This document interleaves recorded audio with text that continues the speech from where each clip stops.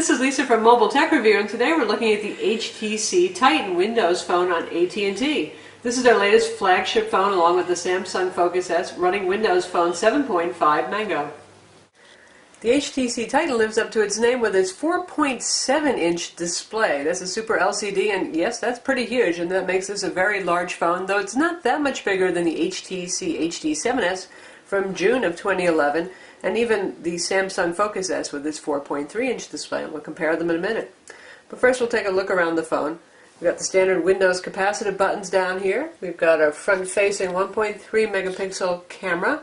The only thing that uses that right now is Tango for video chat. Microsoft did buy Skype, but they don't have a Skype client yet. On the side we have the micro USB port. Up top we have the power button, pretty hard to press. HTC seems like it gives us a hard time with pressing those things. It's dual mic setup, one of the mics is up here. Here's your 3.5mm headphone jack. And on the back you can see we've got nice metal unibody design, nice quality stuff, especially compared to the Samsung Focus S, which is a seriously plasticky phone. Dual LED flash, here's your speaker, very loud speaker. 8 megapixel camera, takes 720p video. It doesn't do 1080 because you need a dual core processor to do that. Little plastic cap at the bottom because that's where the antennas are. And you've got your dedicated camera shutter button there, that's a requirement for Windows phones, and these are your volume keys. So this is a lovely unibody design phone, and it's not that hard to take apart. It follows the line of the HTC Sensation and the HTC Amaze. The whole thing just lifts right off like that and wraps around the sides. And then what you've got is the naked guts of the phone, basically. SIM card goes here, and there's your battery. The phone has a 1600 milliamp battery. That's pretty close to the Samsung Focus S, again with the 1650 milliamp battery. And battery life is really good on this, despite the large display. This is one of the benefits of having a single-core CPU. Battery life can be quite good. This makes it through a full day with moderate to heavy use on a charge easily. That's quite refreshing after using some high-end Android phones and even the iPhone 4S. Now we'll do a size comparison between the Titan here and the HTC HD7S, the outgoing phone on AT&T. And you can see the difference in size, but it's actually not that huge considering you're gaining half an inch of display. That's because there's so little bezel around this phone. And you can see the difference in display quality too. This was not the best that HTC ever did in terms of displays, and this one's a great improvement. Now compare it to the Samsung Focus S over here. And in terms of size, you can see it's bigger, but it's actually not hugely bigger. And the display competes nicely with the Super AMOLED Plus display on the Samsung, which is surprising because that's one very saturated and vivid display. In terms of thickness, they're both thin phones, but the Samsung is one of the thinnest phones that there is. It's 1/3 of an inch, but not too much of a difference there. Now we've compared this to some large phones, and we'll show you what it looks like next to the iPhone 4S. Obviously, significantly bigger than the 3.5-inch display iPhone 4S. In terms of thickness, there it's pretty competitive.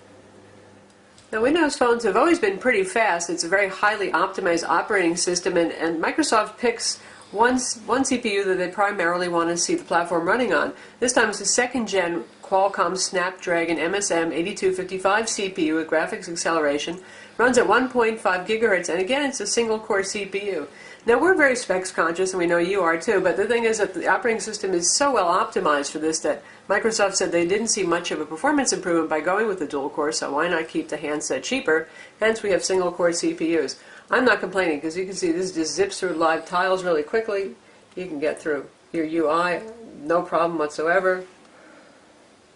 Launch something fairly graphically intensive like Flickster, which depends on the data connection, but still you can see that it's going really fast.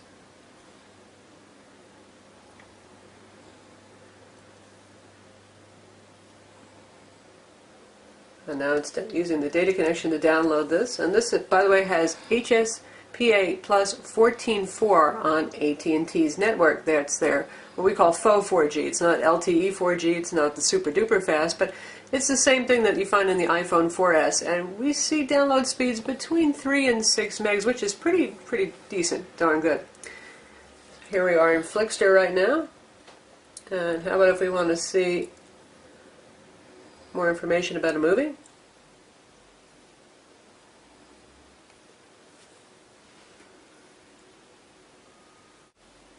if we want to check out a trailer.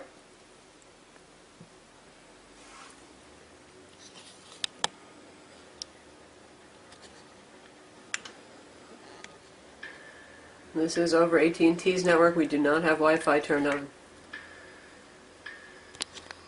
This is when it's nice to have a 4.7-inch display.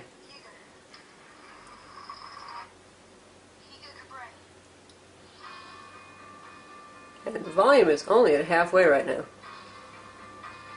memory from his past. I would think a magician, the most complicated one I've ever seen. Can we fix it? Of course we can fix it. So looking good. Though the display is large, it's only 800 by 480 pixels. Now, I say only 800 by 480 isn't terrible, but nowadays we're seeing QHD and higher resolution displays. It doesn't sound that impressive. That puts us just under 200 pixels per inch resolution. But honestly, to me, fonts are still looking very crisp. I'm not seeing a whole lot of pixelation, so I'm not complaining. It's a nice, sharp, super LCD display. And the reason that it is that resolution is because, again, that's what Windows Phone supports. Right now, it's 800 by 480. Microsoft has a pretty rigid set of requirements for Windows Phone. That allows them to make the phones very fast, responsive, and stable, but on the other hand, you don't get things like variation and like super high clock speed CPUs or high-resolution displays. In terms of user interface, this is your standard Windows Phone 7.5 Mango interface, and you can change the live tiles here. They're called live tiles because they can update. As you can see, I've got a calendar appointment right here. It shows me what my next appointment is. If I have any messages, it's going to show with the number counter there. And my people tile moves around. If you have weather, you'll see the weather updates, that kind of thing, like right there. And you can remove live tiles that you don't want, and you can add ones. Just tap and hold on anything here in your full list of programs, and say I want to have Evernote be there. And there we go, we've got Evernote. In fact, you can pin a specific favorite note if you want for quick access here, not just the general Evernote application, which is pretty cool. There is no widgets, so there's no customization in the sense that Android has it, however, so it's a bit like iOS. It's reasonably locked down, a bit more customizable obviously than iOS, but what you see here is what you get. One of the strong points of Windows Phone is its music player, the Zune music and video playing service.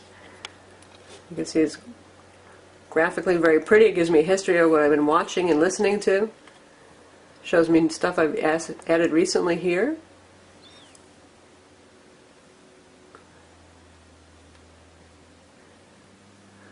And if we go into music, this is very similar to the address book. You get this kind of text-based listing with an alphabetic separator once you have enough entries. So we'll just pick something and play it.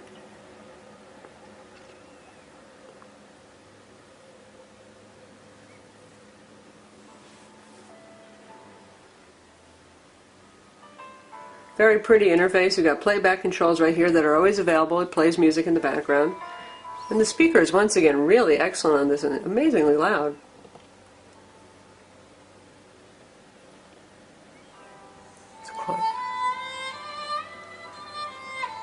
That's some pretty nice sound. Violin is pretty hard to reproduce on a small speaker. Well,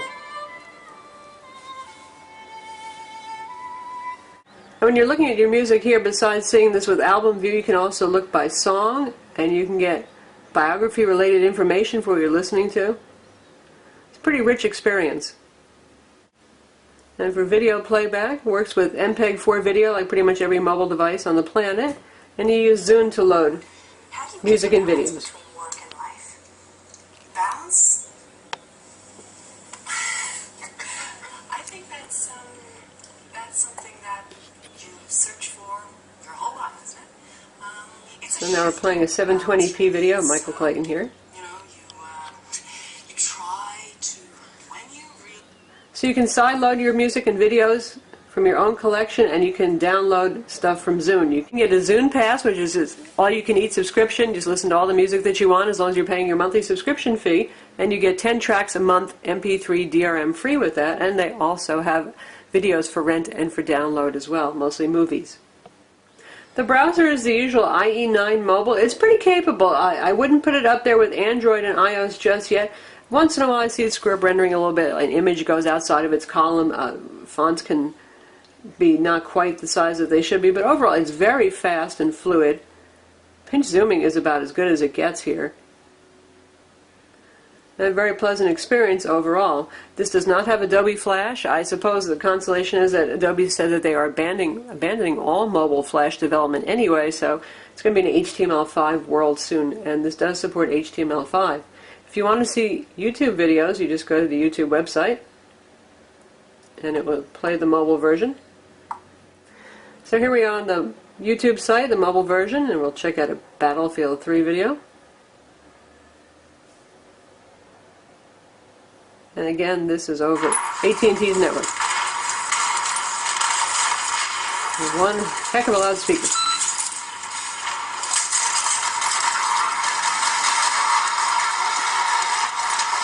Looks great. It's especially great at 4.7 inches. Call quality on phone is good. I would say the Samsung Focus X is a little bit better, but wait, because it's one of the nicer sounding phones on AT&T's network. This one is pretty good, but it's not quite as sharp and clear sounding for outgoing voice. Again, it's not a bad phone by any means, it's just the Samsung Focus S is that good for voice. This guy has a louder earpiece, however, and obviously a much louder speaker, which is nice if you tend to call from noisy places and you can't hear very well. And it has noise canceling that works fairly effectively as well. Reception is about average. One thing I noticed is that, if we take a look at the back one more time as a refresher, you've got the plastic antenna cap here, and there is a little bit of grip of death going on in my experience. Now, it's a pretty big phone, so a lot of people won't even be able to cover that entire area with their hand, but I suggest not holding it and grasping and covering that entire back plastic cover, because you might see the signal drop.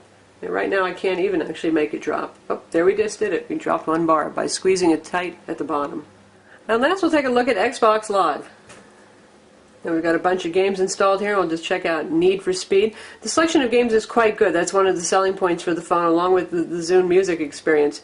You get Xbox Live games that are pretty high quality, nice 3D things. You've got casual games, you've got arcade games, you've got action games. Obviously we have a driving game here.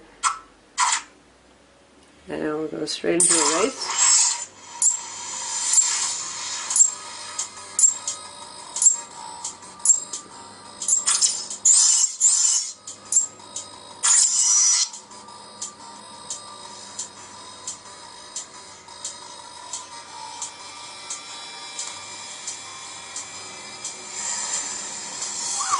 Here we are running a Need for Speed. Plays really nicely. Really fun with the giant display.